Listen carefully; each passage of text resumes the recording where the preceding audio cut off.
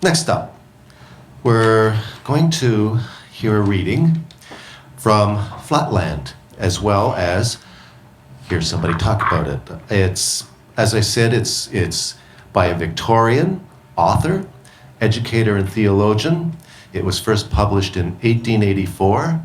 And to talk about the book and give you a little sample of it, I'd like to introduce to you a friend and Toronto writer, Michael Dean.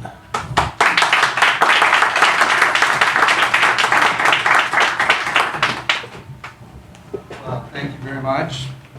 Thank you, Richard, and congratulations to you and Bev on this 1-year anniversary. I think it's fabulous, everything that you're doing. I can't believe some of the things you're doing. I mean, the new people, that you're bringing along to publish and inviting to publish, and some of us who you've known for years, republishing, and then this book, Flatlands, published in 1884, republishing. I'd not heard of Flatland before, but some people, it's something that they read in their teen years.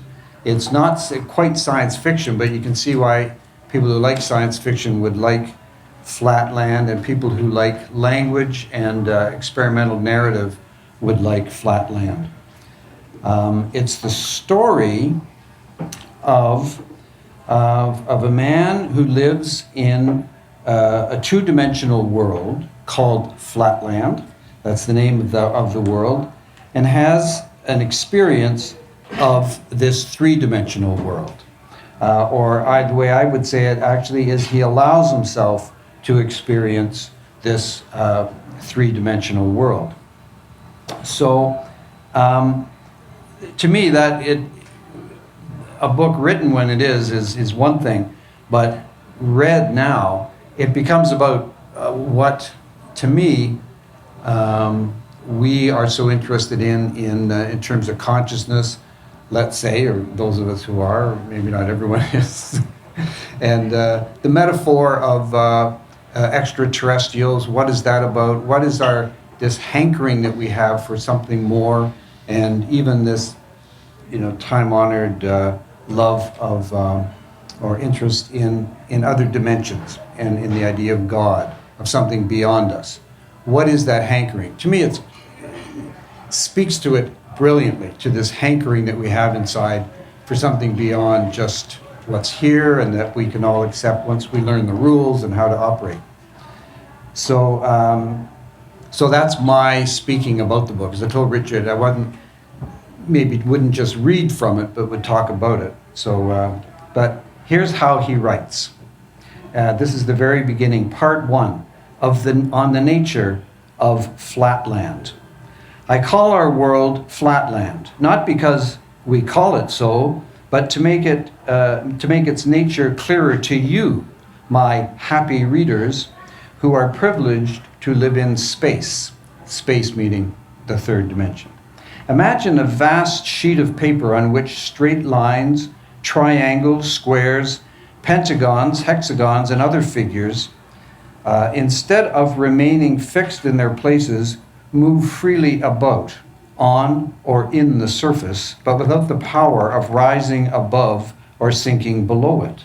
Very much like shadows, only hard with luminous edges, and you will then have a pretty correct notion of my country and countrymen, because the countrymen are these triangular shapes. Alas, a few years ago, I should have said my universe, but now my mind has been open to higher views of things. In such a country, you will perceive at once that it is impossible that there should be anything of what you call a solid kind. But I dare say you will suppose that we could at least distinguish by sight the triangles, squares, and other figures moving about as I have described them. On the contrary, we could see nothing of the kind, not at least so as to distinguish one figure from another. Nothing was visible, nor could be visible to us, except straight lines. And the necessity of this I will speedily demonstrate. Place a penny on the middle of one of your tables in space. and leaning over it, look down upon it. It will appear a circle. But now, drawing back to the edge of the table, gradually lower your eye, thus bringing yourself more and more into the condition of the inhabitants of Flatland, and you will find the penny becoming more and more oval to your view. And at last, when you have placed your eyes, I want to go down, but I don't want to get too far from the mic, your eye exactly on the edge of the table, so that you are, as it were, actually a Flatlander, the penny will then have ceased to appear oval at all and will have become, so far as you can see, a straight line. So I wish I could demonstrate that better, but I think that's pretty clear the way he describes that. And then he goes on, and I'm just going to give a brief description that he presents short chapters on various aspects of life, of the nature of Flatland and life in Flatland, how they recognize each other, for instance. If they're looking at each other like the edge of a penny, how do you know who it is, and how can you distinguish various kinds of triangles, an equilateral triangle and a pentagon, for instance, from each other? And he does a brilliant job at explaining that, but I won't go into that too much. He then goes into talking about having an experience of discovering another dimension within Flatland that he calls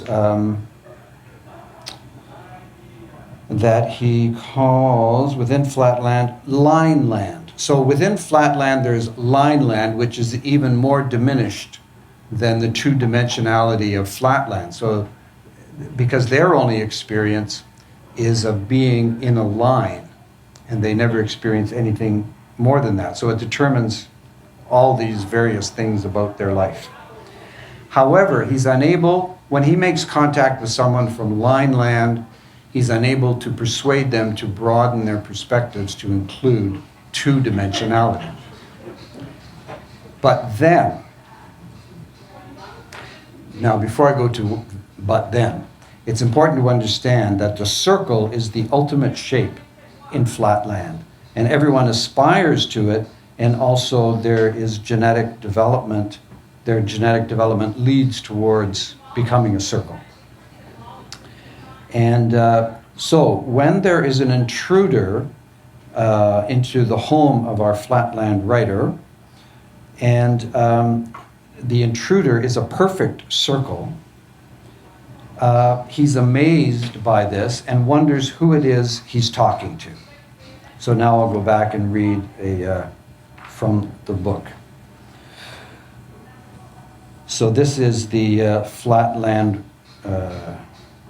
writer in dialogue. Most illustrious sir, excuse my awkwardness, which arises not from ignorance of the usages of polite society, but from a little surprise and nervousness consequent on this somewhat unexpected visit. And I beseech you to reveal my indiscretion to no one, and especially not to my wife. But before your lordship enters into any further communications, would he deign to satisfy the curiosity of one who would gladly know whence his visitor came? Stranger, from space. From space, sir, whence else? The writer, pardon me, my lord, but is not your lordship already in space? Your lordship and his humble servant even at this moment? Stranger, pooh, what do you know about space? Define space. The writer, space, my lord, is height and breadth indefinitely prolonged. Stranger, exactly. You see, you do not even know what space is. You think it is of two dimensions only, but I have come to announce to you a third, height, breadth, and length. Writer, your lordship is pleased to be merry. We also speak of length and height, or breadth and thickness, thus denoting two dimensions by four names. Stranger, but I mean not only three names, but three dimensions. Would your lordship indicate or explain to me in what direction Is the third dimension unknown to me? Stranger, I came from it. It is up above and down below. My Lord means seemingly that it is northward and southward. Stranger, I mean nothing of the kind. I mean a direction in which you cannot look because you have no eye in your side. Pardon me, my Lord, a moment's inspection will convince your Lordship that I have a perfectly luminary at the juncture of my two sides. Stranger, yes, but in order to see into space, you ought to have an eye, not on your perimeter, but on your side. That is, on what you would probably call your inside, but what we in space would call on your side. An eye in my inside, an eye in my stomach, your Lordship jests. Stranger, I am in no jesting humor. I tell you that I come from space, or, since you will not understand what space means, from the land of three dimensions, whence I but lately looked down upon your plane, which you call space, forsooth. From the position of advantage I discerned all that you speak of as solid, by which you mean enclosed on four sides. This all becomes clear as you read the book, what all these references to, as you call four sides, and that's the way they talk, that's the way they understand everything.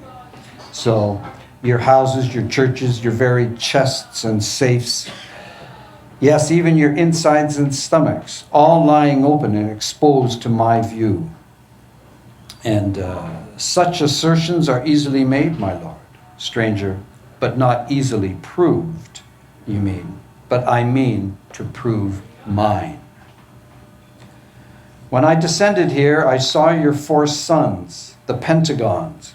Everyone is angular in one way or another in Flatland. So the pentagons, they're quite advanced beyond other triangular forms. Each in his apartment, and your two grandsons, the hexagons. I saw your youngest hexagon remain a while with you and then retire to his room, leaving you and your wife alone.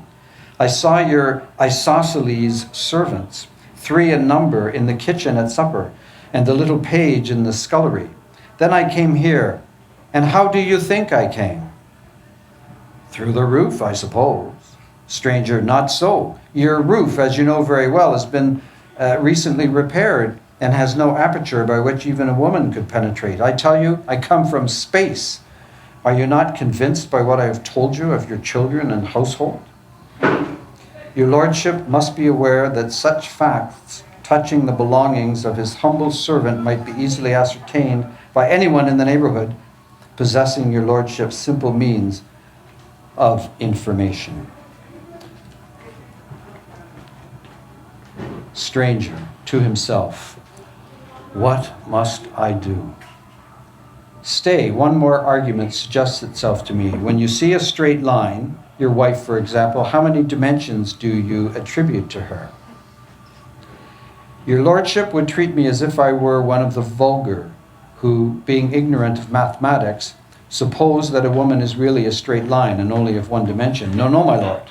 We squares are better advised and are as well aware of your Lordship that a woman, though popularly called a straight line, is really and scientifically a very thin parallelogram, possessing 2 dimensions like the rest of us, that is to say, length and breadth or thickness. Stranger, by the very fact that a line is visible implies that it possesses yet another dimension.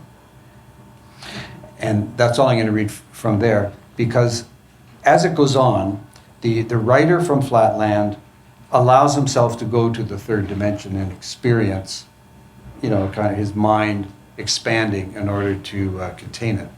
And then once he's experienced it, to me, one of the nicest images was of, he said that he then realized that how the stranger had come into 2 dimensions was that he he likened it to when you want to understand the property of an ellipse or a circle.